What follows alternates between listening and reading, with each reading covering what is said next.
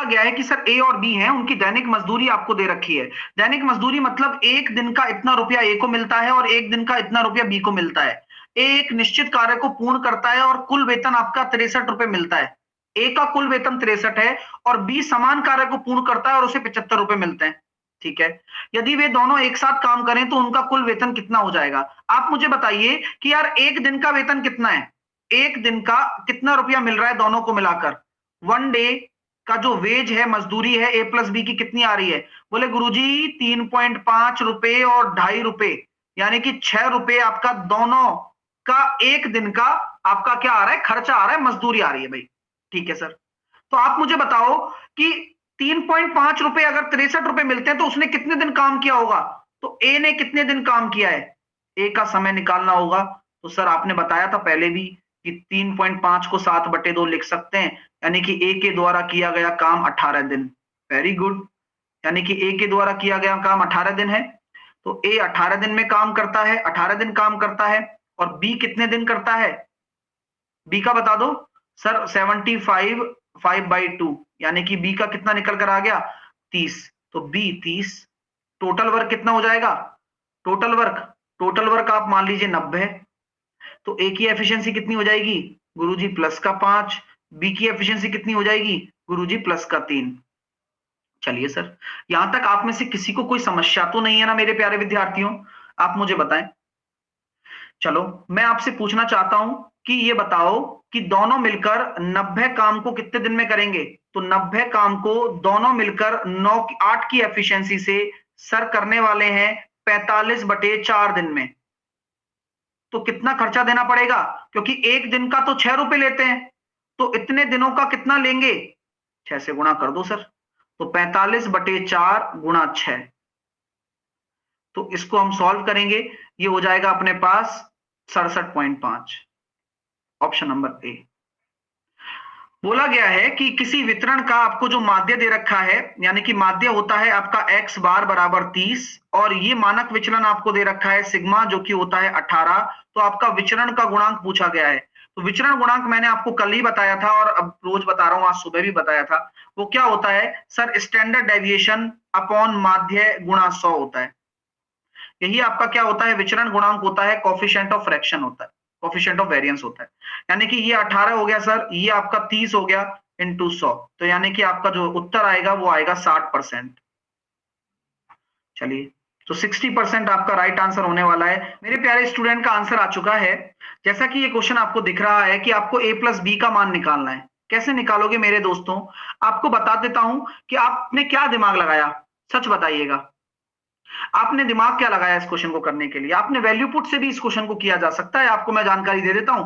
तो पहले हम देखते हैं वैल्यू पुट, फिर हम सीखेंगे फॉर्मूला, क्योंकि फॉर्मूला रिवीजन बेहद आवश्यक है। सर हम वैल्यू पुट नहीं समझ पाते हैं, तो मैं आपको समझाता हूं। देखो यहां पर आपके लिए क्या है कि ए को क्या माने, बी को क्या लिखें। तो ए बड़ा होगा, बी छोटा होगा। तो बी को आप 2 लिखो, ए को आप 5 लिखो। क्यों सर? क्योंकि 117 आ रहा है क्यूब का अंतर। तो 117 क्यूब का अंतर तभी हो पाएगा ना जब 125 ये हो जाएगा 5 का क्यूब और ये हो जाएगा 8। 117 प्लस 8, तो ए प्लस बी कितना हो जाएगा? 7। तो ये तो किस्मत अच्छी है हमारी कि हमारा कॉन्सेप्ट सही हो गया और हमारा बैठ गया। चलिए दिमाग से।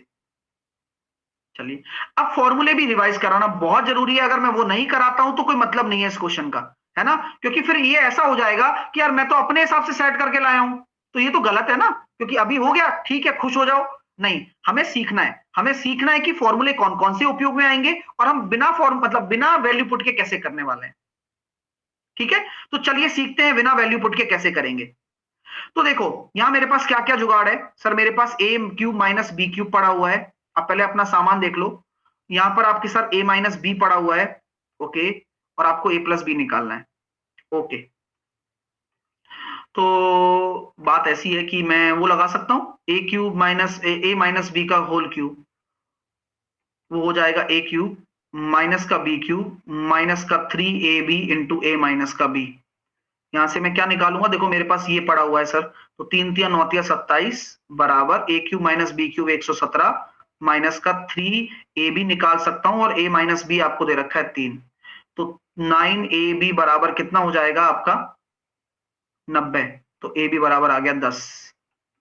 ए बी बराबर अगर 10 आ चुका है तो अब आप समझदार हो चुके हो, क्योंकि अब आपको बताने की जरूरत थोड़ी सी कम होगी मुझे लगता है।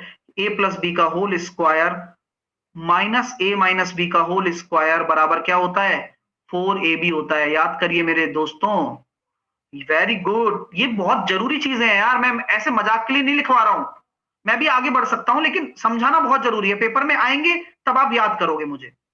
तो सर a प्लस बी बराबर कितना हो जाएगा? √49 यानी कि 7।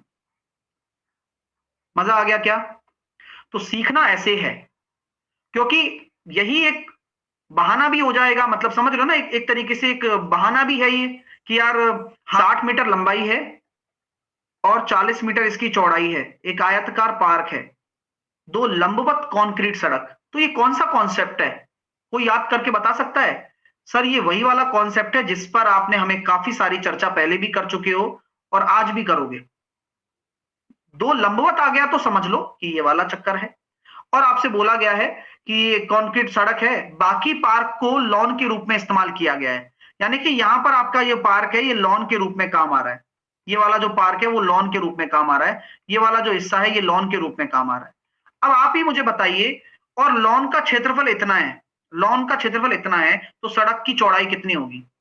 भाई सड़क की चौड़ाई पूछी गई यानी कि विड्थ पूछी गई है। मेरे प्यारे विद्यार्थियों, आपको छोटा सा दिमाग लगाना है कि अगर बताओ लंबाई इंटू चौड़ाई है पूरा लॉन, तो टोटल क्षेत्रफल कितना हो जाएगा?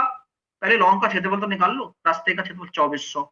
अब 2400 में से अगर मैं इस लॉन का क्षेत्रफल घटा दूं, पूरे खेत में से लॉन का क्षेत्रफल घटा दूं 2109, तो यही तो बचा हुआ रास्ते का क्षेत्रफल होगा। तो 291 में आ गया क्या? Very good. और ये रास्ते का क्षेत्रफल किसके बराबर है? सर लंबाई प्लस चौड़ाई माइनस का W इंटू W के। तो आप मुझे बताओ W का मान ऐसा क्या रखूं कि इकाई का अंक 1 आ जाए?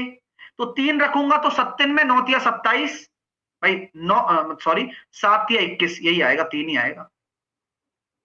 देखो 64 का आपको दे रखा है 2/3 इंटू 2 की पावर माइनस का 2। अब किसी की भी पावर 0 1 ही होता है, तो छोड़ो इसको, क्यों लेके चल रहे हो इतना बड़ा बोझा।